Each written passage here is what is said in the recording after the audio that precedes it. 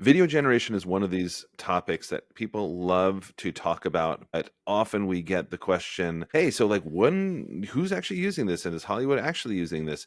Jaeden loves the video tools. He loves messing around with them. But I was also looking at this story from Netflix, which is now using AI tools, which I don't know how this is going to split the Hollywood community, but it looks like they're starting to use Runway, which is unbelievable. And they used it to sort of like produce some of these visual effects in one of these like Argentinian sci-fi series or something like that. So like that was unbelievable. Guys, you have to keep up with the news, like just at least sort of like understand. And that starts with understanding how AI works. Get fluent in all this, but most importantly, if you're interested in video stuff, this stuff is happening fast. Jaeden, you love this stuff. Talk to me. What are you seeing in this? Okay, well, you brought up a really good point. First of all, I think this is amazing. There's so much happening in video. But if you do want to be really up to date on all the latest things happening in AI and how to actually apply it to your organization beyond just like the headlines, the clicks, and the hype, you need to check out Connor's AI mindset course. This is something that basically builds a whole bunch of frameworks on how to use AI and implement it for not just yourself, but your organization. Connor, I recently saw you had a massive insurance company in New York with like 12,000 people all sign up to take this. And it's because they see the value that shifting your mindset around this actually brings to an organization. It really helps. It helps them grow and helps a huge amount of people learn. So if you're interested or your organization is interested, there's a link in the description to reach out to Connor. But one of the best things to help shift your mindset. Okay, what I wanted to talk about next with Netflix and I think just video in general, right? Because we're seeing all of these tools. Google has VO3, which came out, which is really fantastic. There's so many new use cases. We're going to be seeing more and more of this.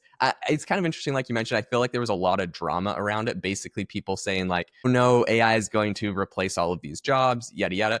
But at the end of the day, I think whether it's video, text, or audio, or image, it's just another tool. It's going to happen. There's really nothing we can do about it. So I think arguing about whether it's good or bad and all that kind of stuff isn't super productive. It's going to happen. And so how do we leverage this? How do we actually apply this and use this as a tool? Netflix, of course, is one of the big headlines here. And I think it's really interesting. We also have another story we'll talk about in a second where Samsung made a big investment into a company working on some stuff in video. But basically, yeah, Netflix was using AI to do VFX. And if you think about it, basically from the quotes that I read on this story, is the person kind of leading this said, look, we could spend, thousands and thousands of dollars to go get a real building and blow it up or something like that. Or we could just like have that done by AI where it's kind of like off in the distance, a building explodes. You kind of see it with AI. It's pretty decent at generating something like that. You move on to the next clip, you save, $50,000 or $100,000 on that scene in that second, and you put way more money into the rest of the budget for the film. So the thing that I thought was kind of interesting is I think people focus on like who's going to be losing out or whatever. But what they were saying was it's cool because the films that have lower budgets that don't have this like huge blockbuster Marvel level budget are able to make really impressive films and are able to be so much more creative. So for me, I'm actually very excited. And I feel like it really spurs a lot of creativity in movie making. All of a sudden, the things you could never afford to do. We've all seen those movies where it's like they were very creative on how they filmed every shot. It's like an explosion happens or some like big event happens, but like instead of showing it, they just like show the person's face looking at it because they can't afford to actually show you the scene. You know what I mean? That's a good So, call. like, yeah, it's hilarious, but it's like it's a literal thing. It's a real thing. So it's very exciting to me that we can, if you have an idea, if you have a concept, show it on the screen, pull the audience in, and it's unleashes so much more creativity in my opinion. Yeah, this is so yeah, a couple of things happening here, right? And all these things can be true at once. Number one is absolutely it's going to put this into the hands of everybody. We were talking about vibe coding the other day, Jaeden, and before, if you want to like build an app, right, you needed, a colossal team around you to try to do that. And now it's just not the case anymore. With sort of like vibe coding, you can at least sort of like with a very small team start to create things that are incredibly helpful. And again, so we were sort of talking about in a previous episode, I think, just about how this progresses, right? I mean, like this is kind of getting things into the hands of people. Like again, like not to sort of like take this so far back. I was mentioning this before, but like you used to have to like have typesetters that would sort of like do this if you want to kind of like print something. And now anybody can literally print something, print it out, and create a million copies of it.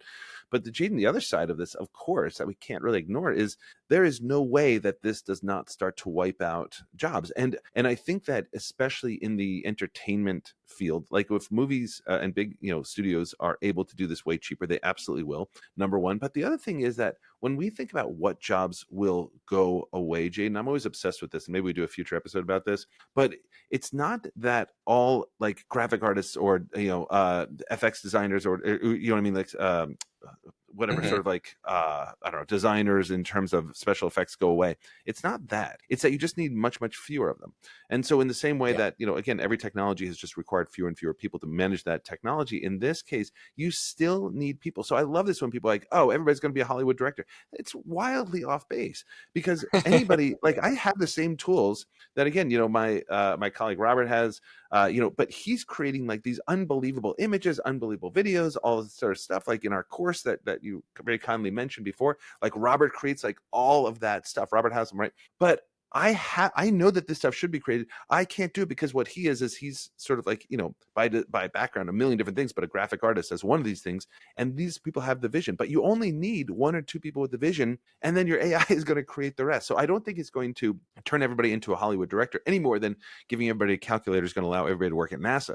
But I do think that you're just going to like need fewer and fewer people. So I'm thinking that Hollywood studios of the future, and I don't know how many people they are now, but it's going to collapse by 50 times or something like that, right? And what does that do, right? Because a lot of people hearing that will say, and this is, I bring this up because it's the same with every industry. Video is not unique in this, Right. but like, what does that do? You say like, let's say you have 1,000 people in your studio and you go down to 200 and 50 or even 150, right? Like, let's say that happens. People are like, oh my gosh, that's insane job loss. I've heard this kind of AI alarmism from a lot of people where they're like, there's going to be mass job loss and layoffs. And I think in reality, what happens is if the studio can run with less people, we're just going to have 10 times more studios, 10 times more content, or maybe 10 times more creative content. People can spend longer pursuing a vision that they might not have been able to go. They could go broader, deep. So I think that, the thing where there's going to be less people at the end of the day, absolutely not. Like these people are going to be able to do more with less. So there's just going to be more done, which I think is, again, exciting, more creativity. Your favorite shows will have more to them, more bandwidth. And so overall, I think it's going to be a net positive. Actually, Jaden, can I go down that rabbit hole with you for one second? Because actually, that's making me think too. Like, I wish I could sort of like go back in time to before, like, TikTok or YouTube or something like that, or Twitch or something, and Yep. sort of tell people like, no, we're going to have this thing, but guess what the biggest content creation is going to be? It's not going to be the multi-million-dollar studios. It's not going to be the TV shows that come up on 8 o'clock, 8 p.m. on Thursday night on NBC, where you're paying every actor $1 million.